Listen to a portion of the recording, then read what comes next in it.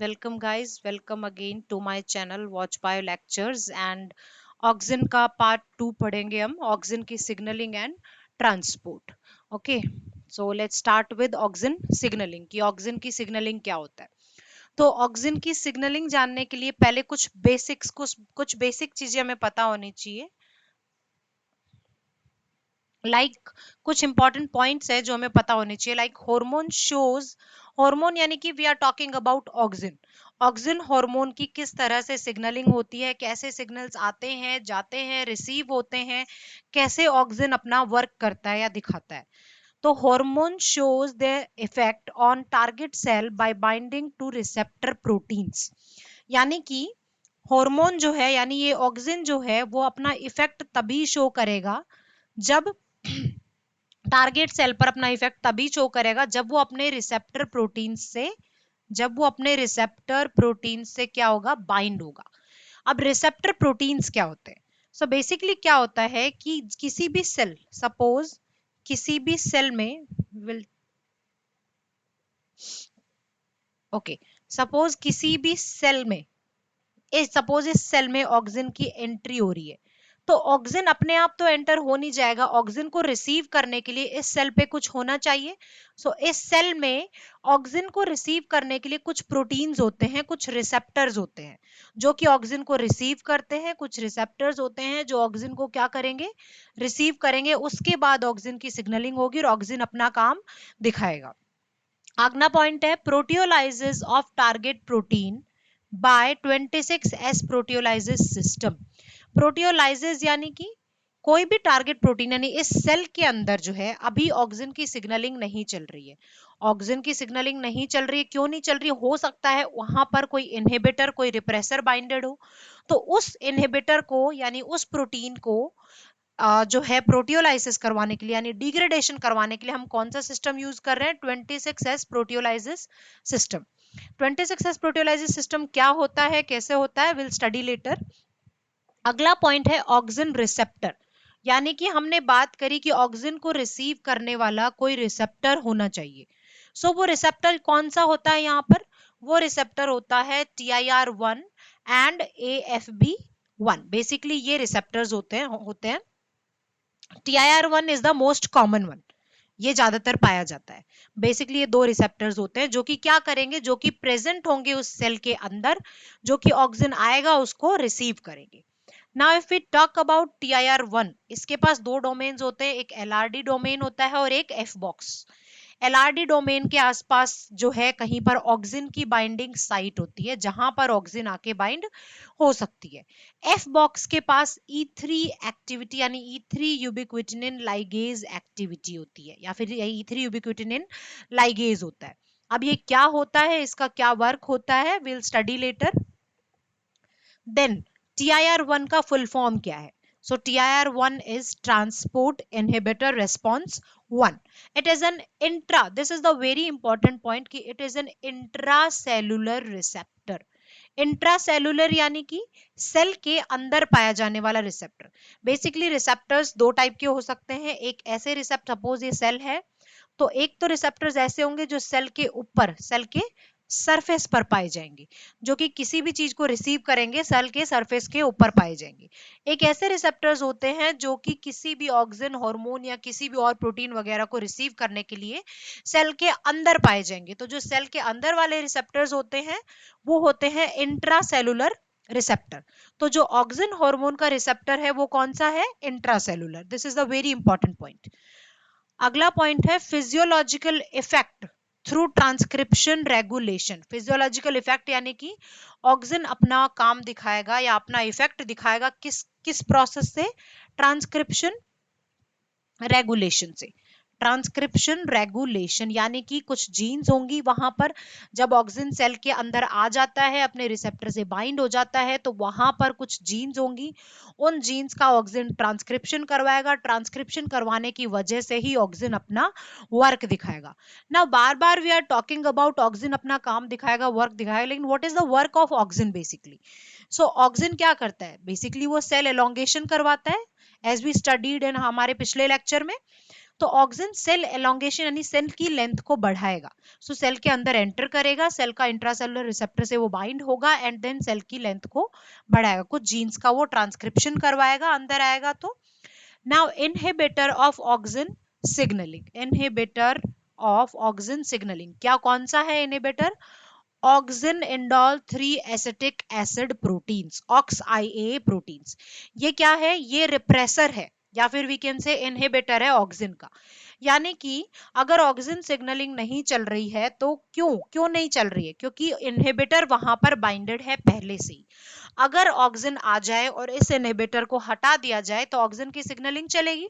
Auxin की signalling चलेगी तो ऑक्सिन अपना वर्क शो करेगा यानी कि सेल एलोंगेशन करवाएगा।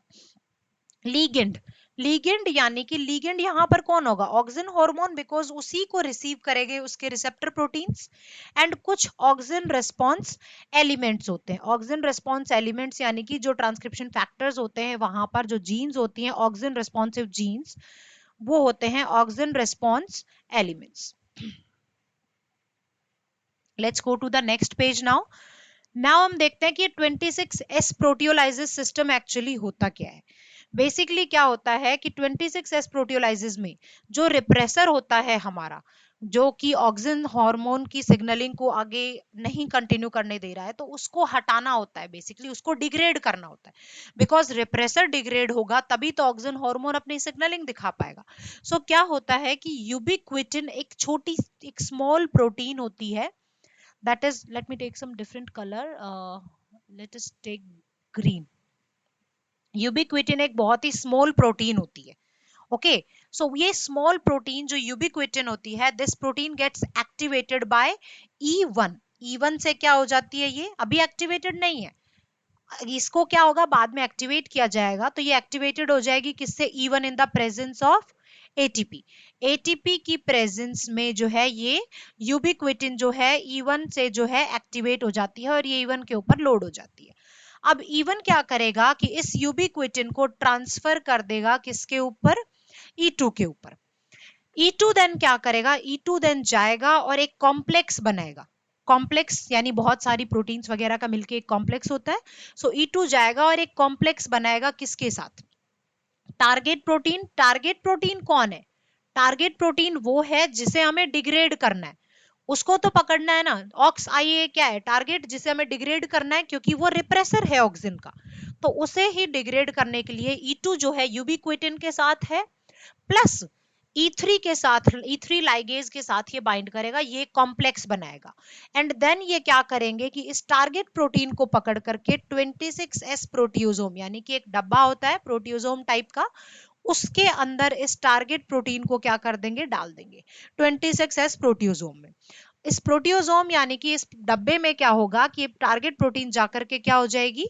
डिग्रेड, यानी कि कंप्लीटली डिस्ट्रॉय, डीनेचुरेट नहीं होगी। There is a difference between denature and degrade. Degrade यानी कि कंप्लीटली डिस्ट्रॉय हो जाने, डीनेचुरेट यानी कि प्रोटीन फोल्डेड फॉर्म में है और वो क्या हो जाए कि मिस फोल्डेड फॉर्म में हो जाए, इस तरह से खुल जाए, तो ये होता है डीनेचुरेशन।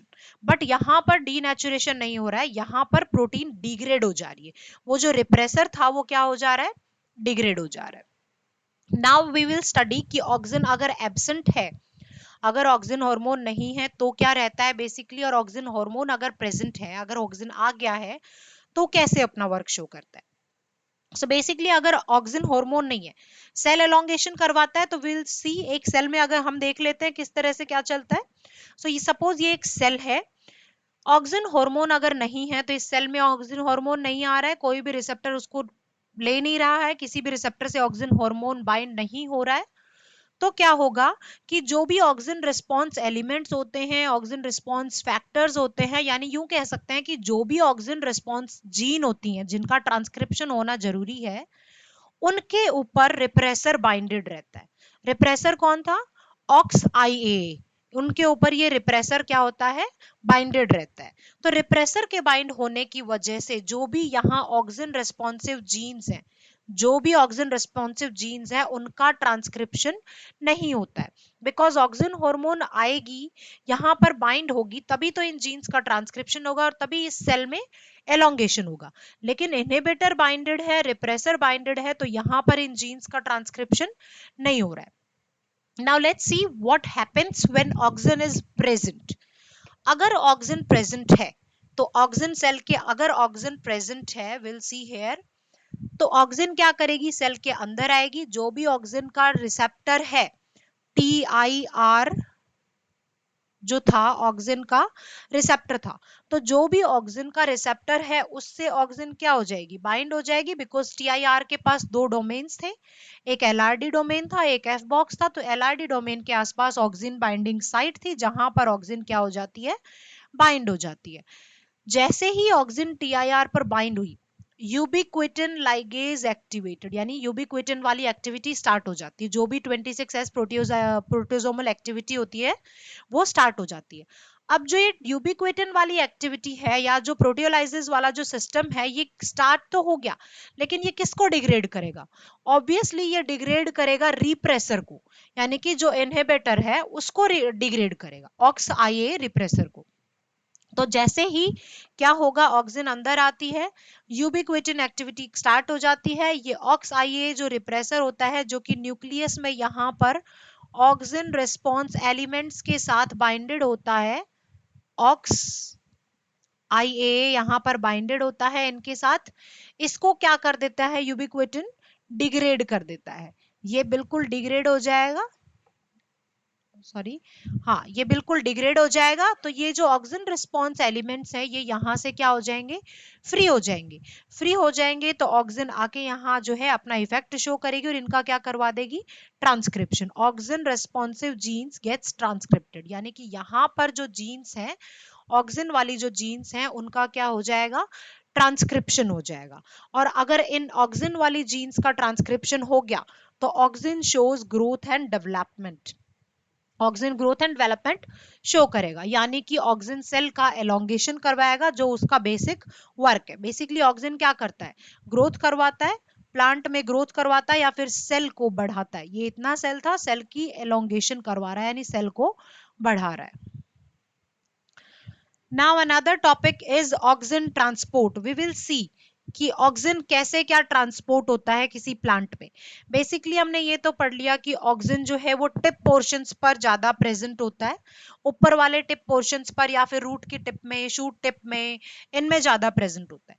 बट रूट टिप में और शूट टिप में वहां से वो ट्रांसपोर्ट कैसे करता है, कहां से कहां जाता है, we will C.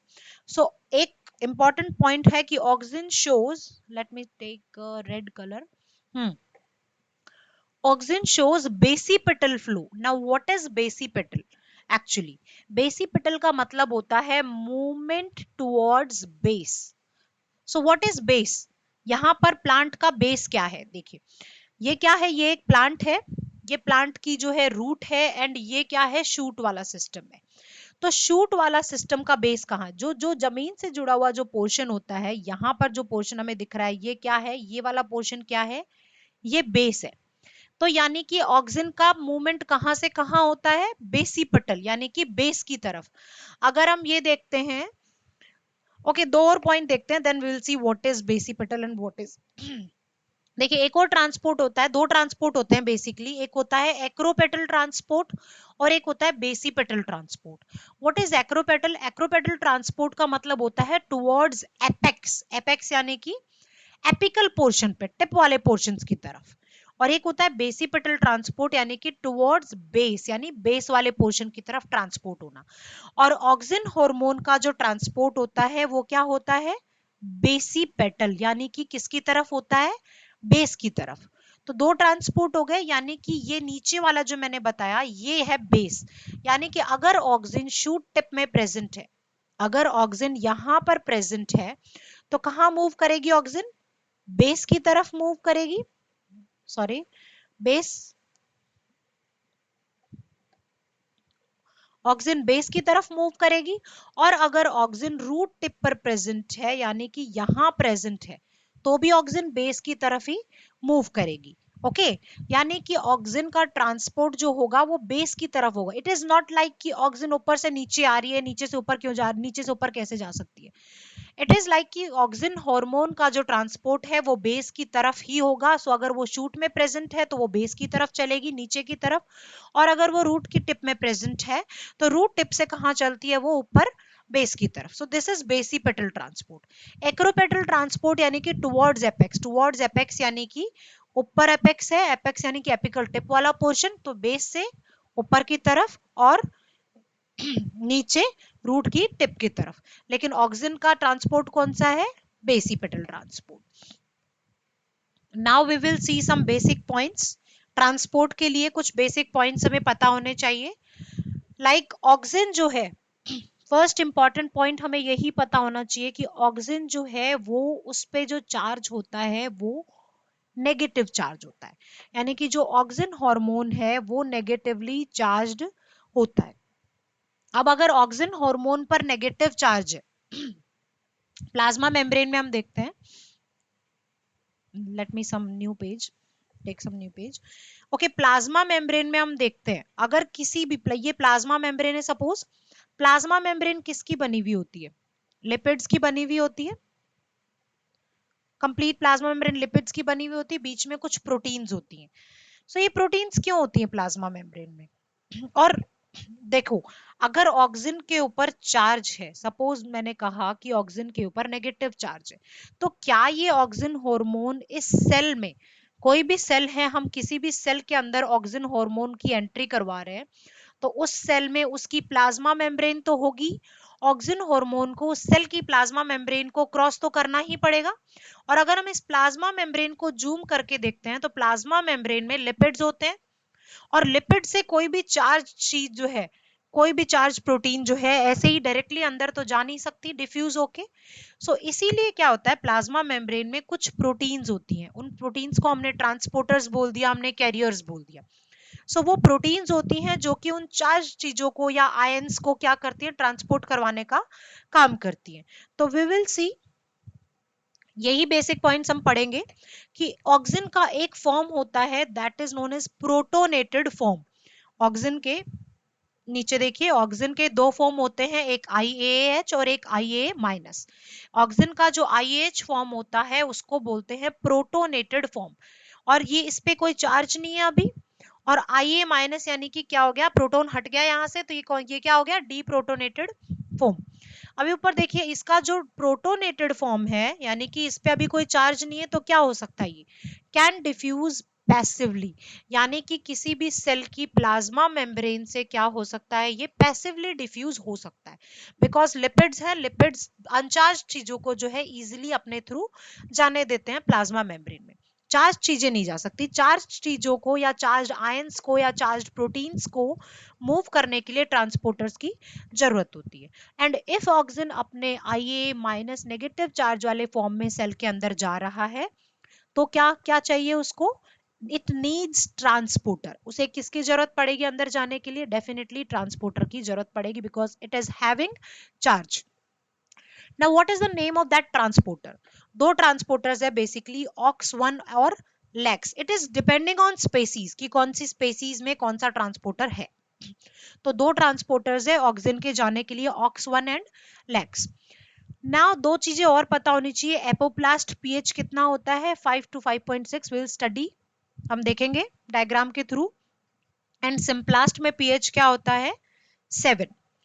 Efflux career यानी ऑक्सीजन के निकलने के लिए, अभी अगर ऑक्सीजन किसी सेल में अगर ऑक्सीजन अंदर आ रहा है ट्रांसपोर्टर से, तो उसको निकलने के लिए भी कोई ट्रांसपोर्टर चाहिए.